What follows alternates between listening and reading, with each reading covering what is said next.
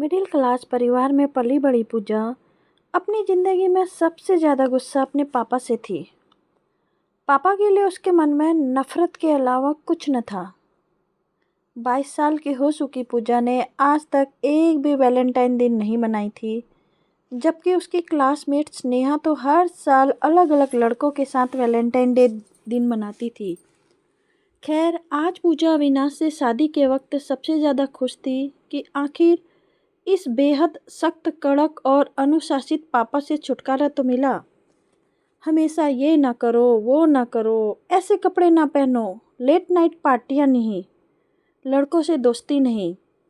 आज तक एक स्मार्टफोन तक खरीद कर नहीं दिया था। सारे सपने और अरमानों को अपने दिमाग की छोटी सोच के कारण कुचल कर रख दिया। अब मैं अविनाश के साथ सारी दबी इच्छाएं पूरी करूंगी।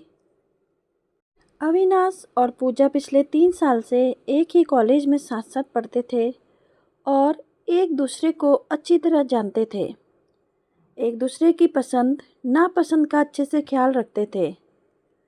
पूजा ने बहुत डरते डरते पापा से अविनाश के साथ शादी करने की इच्छा जताई थी और पापा ने अविनाश और उसके परिवार वालों से मिलकर शादी के लिए हामी भर दी। पूजा की विदाई के समय पहली बार अपने पापा को उससे लिपट कर बच्चों की तरह फूट फूट कर रोते देखा, पर पूजा को पापा की भावनाओं से कोई मतलब न था। वह बस पत्थर की बुत बन खड़ी थी। जाते जाते उसके पापा ने उसे ढेर सारे उपहार के साथ एक बंद लिफाफा भी पूजा को दिया। ससुराल पहुंचते ही सबसे पहले पूजा ने उस लिफाफे को खोला। उस लिफाफे में पापा की चिट्ठी थी। उसमें पापा की चिट्ठी को पढ़ना शुरू किया। पूजा बेटा, मैं जानता हूँ कि पिछले 10 सालों से मैं तुम्हारे साथ बैड डैड की तरह पेश आता रहा। मैं तुम्हारे सामने सख्त इसलिए बनता था क्योंकि मैं नहीं चाहता था कि तुम्हारा भी हाल खुशबू जैसा हो। खुशबू मेरे साथ कॉलेज में पढ़ने वाली एक बहुत अच्छे घर की, पढ़ने में तेज, शरीफ लड़की थी, परंतु फैशन और नकली ग्लैमर के चक्कर में उसने अपनी ज़िंदगी बर्बाद कर ली थी। उसने वो सब किया जिसमें मैं तुम्हें हमेशा रोकता रहा। फैशनेबल कपड़े, लड़कों से दोस्ती, लेट नाइट पार्टियाँ सब करती थी। सोचती थी कि चरित्र अच्छा है तो इन सब से कोई हर्ज नहीं होता। फिर एक दिन उसने ड्रिंक में नशा डालकर उसके कुछ दोस्तों ने उसका नाजायज़ फ़ायदा उठा लिया। इस घटना के बाद से वे अपना दिमागी संतुलन खो बैठी और समाज के ताने और लोगों से बचने के लिए उसके पापा ने उसकी माँ और छोटी बहन के साथ सल्फास खाकर सुसाइड कर लिया था। पूजा बेटा, आज से तुम अब एक नहीं बल्कि 2 परिवारों की इज्जत हो और मैं तुम्हें यही उम्मीद करूँगा कि आगे भी तुम ऐसा कोई काम नहीं करोगी जिससे दोनों परिवारों की इज्जत पर कोई दाग लगे, और हो सके तो अपने इस बैड डैड को माफ़ कर देना। चिट्ठी पढ़कर पूजा फूट फूट कर रोते हुए तुरंत फ़ोन लगाकर भर्राई आवाज़ में पापा से कहा, मुझे माफ़ कर दीजिए पापा, मैं आपके गुस्से के पीछे के प्यार को नहीं देख पाई, आपकी चिल्लाहट के पीछे आपकी परवाह को नहीं देख पाई, आपकी झुंझलाहट के पीछे आपके समर्पण को नहीं देख पाई। अब तो मैं हर जन्म में आपकी ही बेटी बनना चाहूँगी।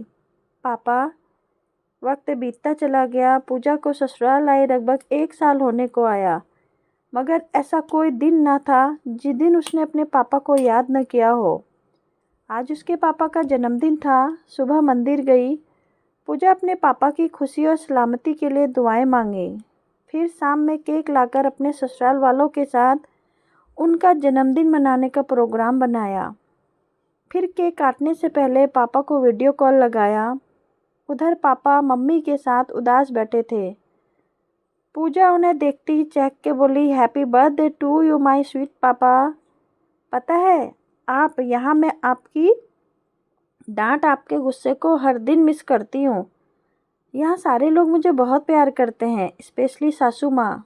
पता है पापा, एक दिन घर में मोहल्ले की औरतें सासू माँ को जब ये बोल रही थी कि कितनी अच्छी बहू मिली है तुम्हें, कपड़े, बोली और स्वभाव में शालीनता जरूर इसके मम्मी पापा ने विरासत में मिले हैं। आजकल की लड़कियों में इतने संस्कार अब कहाँ मिलते हैं। आपके लिए शब्द सुनकर पापा मेरा सर फक्र से ऊंचा हो गया। आज मुझे आप पर गर्व है पापा। आप माँ को हमेशा बोलते हैं कि सारी दुनिया तो सुधार नहीं सकते, बस अपना दामन बचा के रखना होगा। जानती हूँ पापा, और महसूस भी किया है मैंने कि आजकल लड़कियों के लिए बॉयफ्रेंड बनाना, ड्रिंक करना, लिविंग रिलेशन रहना और ट्रांसपेरेंट ड्रेस पहनना फैशन सा है। पर आपने एक सुरक्षा कवच बनाकर मुझे इन बुराइयों से बचाए रखा। आपको पता है पापा, जब मैं यहाँ बीएड का एग्ज़ाम पास कर टीचर बनूंगी ना, तो बच्चों को यही सिखाऊंगी कि डैड के तेज गुस्से के पीछे का प्यार महसूस कर सको तो कर लो। ऐसा ना हो कि बाद में सिर्फ पछताने के सिवा कुछ ना रहे। दूसरी तरफ पापा के होंठ कांप रहे थे। वो बोल रहे थे, आंखों में लगातार आंसू लिए, अपनी पूजा बेटी के लिए। खुश रहो बेटा, भगवान करे तुम्हें मेरी उम्र और खुशियाँ भी लग जाएं बेटा। दोस्तों, कहानी कैसी लगी ज़रूर बताइएगा कमेंट बॉक्स में। Thank you so much for listening my story.